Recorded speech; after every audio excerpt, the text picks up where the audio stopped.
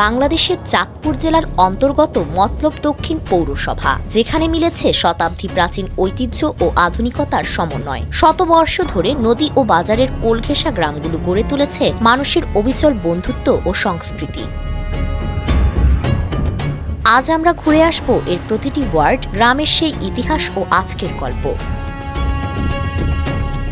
2002 সালে গঠিত মতলব দক্ষিণ পৌরসভা বর্তমানে রয়েছে 9টি ওয়ার্ড, 22টি গ্রাম এবং 20টি মৌজা। প্রায় 12.9 বর্গ কিলোমিটার এলাকা জুড়ে প্রায় 35,000 জনসংখ্যা বসবাস করে। দীর্ঘকাল ধরে শিক্ষা, সংস্কৃতি ও বাণিজ্যে এই এলাকা এক উল্লেখযোগ্য কেন্দ্র।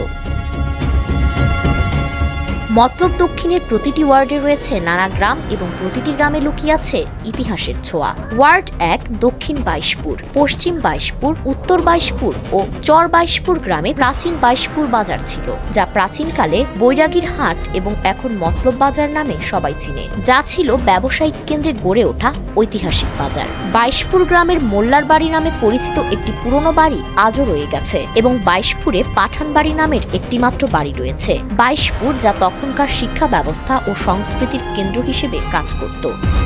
ওয়ার্ড 2